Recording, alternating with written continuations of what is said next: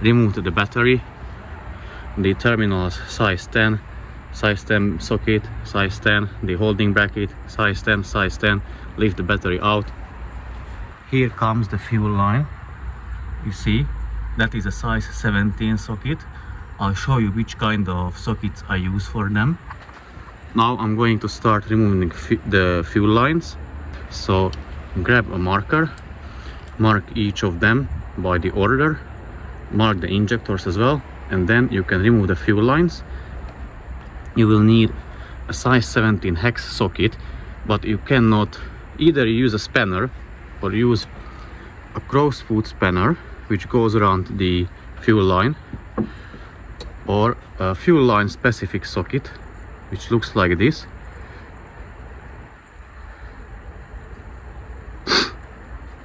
So it goes around like that, and then you can undo the nut fairly easy. So I'm going to undo all of them, remove them one by one. The fuel lines are marked, as you can see. First fuel line, fourth fuel line, second, third. Injectors are marked as well. Now I can start removing them. The fuel lines from the injectors are removed. I left this big line though, because it is easier if I remove the return lines from the fuel injectors and then free up some space here, and then I can remove this long fuel line a bit easier. Also, you can undo the bolt here, sorry, the nut here for it already. So now I'm going to remove the fuel return line. It is a size 14 hex socket. Make sure you don't lose the washers from underneath. So you can remove this one, all four, and take off the return line. The fuel return line is removed.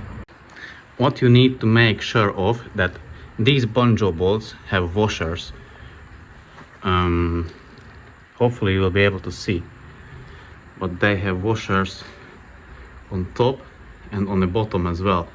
So make sure that you don't lose them, because what can happen to you, that these washers are connected here, but during the removal you may break the connection, and then you can lose the bottom washer, which you don't want. So definitely check if all the washers are there. So you should have 10 washers, 2 on each bolt, each banjo bolt. Make sure you don't lose them. I disconnected this air hose from here, and I'm going to move the fuel line junction a bit aside. So undo this banjo bolt, remove the banjo bolt and the washer. Make sure you don't lose the washers. Remove this fuel line as well, remove the banjo bolt and keep the washers.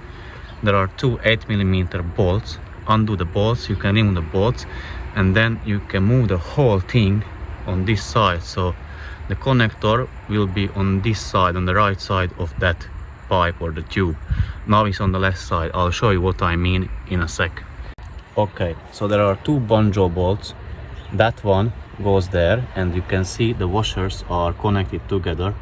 So make sure you keep it that way, don't lose it. And here there are two separate washers, one top, one bottom. So when you lift this fuel line, be careful, because the washer will be there, sitting there. So remove the washer carefully, don't lose it, keep it, and then put aside the banjo bolts. Now I can undo the two 8mm bolts and move the whole junction on the right side of that air tube. The fuel line junction is moved, as you can see it's here lifted, so it is out of the way.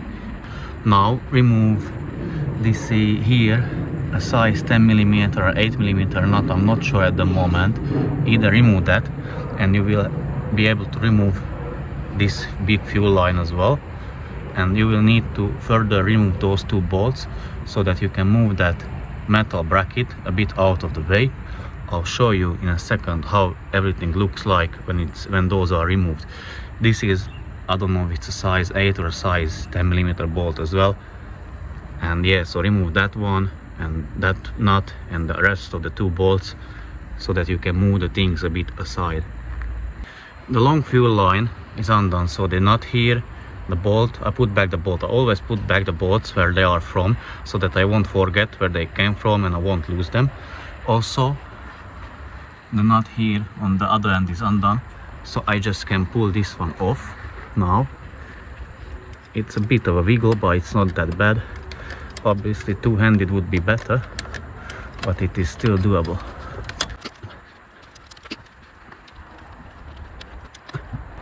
Okay, it is out. You can put it aside. Now I'll start undo the injectors, the nuts and then the brackets, and I'll show you how to remove the injectors. Injector nuts are removed, so remove them. And as I said, I'll give you tips and hints and insights. So pro tip number 1, you see those washers underneath the injector nuts. Make sure you remove them before trying to remove the injectors, because when you are removing the injectors, those things fly off. Ask me how I know. I learned that the hard way, and believe me, one of that costs 10 pounds. So if you lose, let's say 4 of them, that's 40 pounds just for a stupid washer. So I've got a magnet tool, but you can remove them with a magnetic screwdriver, but make sure you remove them and don't lose them. So remove all of them, all 8, and then start to try to remove the injectors. Now I'm removing the injectors. So there are 2 ways. There is an easy and a hard way, depending on the injector, if it comes off easy or not. So first thing which I always try is a pry bar. So pry it, I'll show you in a second, I'll just explain now. So pry it on the underneath the injector bracket and place the somewhere like on the valve cover. But be very careful. If it doesn't come off, don't force it, because you will break the valve cover.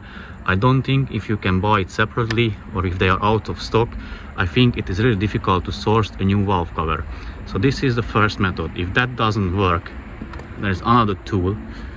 This one, it is a very expensive patented tool by myself. It cost millions. So basically what that is, just an empty, like a rod, and we tabbed or put a thread on the end of it. Hopefully this finally focuses it. Anyways, the end is threaded, so it threads to the injector return line, and I just use any slide hammer, this thing of the slide hammer, the weight of it, and just hammer it out this way. I can't recall the size of the thread and the thread pitch, but you can find that definitely in my older videos. I got video of it. So if you need it, let me know in the comments section. I'll link the video for you. So let me do it like real time, trying to remove the injectors. And what I mean by if it doesn't come, not coming off, I won't force it and do with the other tool. So first, usually the experience is that 3 injectors come off really easily. The 4th usually can be stuck. So let me try. Put it underneath the bracket and pry it. Okay, it's not coming off. Let's try this one. Yeah, you see, this one is easily to be lifted. So I'll have to remove that one with the other tool. Yeah, this one is lifted. And let's see this one. Yeah, this one came off easy as well. Let me try this one more time. No, it's not coming off. I won't force it. Anyways, I got a chance to show you how to use that tool. So now the tool is set up. It is threaded to the return line or the return thread of the fuel injector. I'll give the phone to my father-in-law and he'll record it, and I'll show you how to undo it.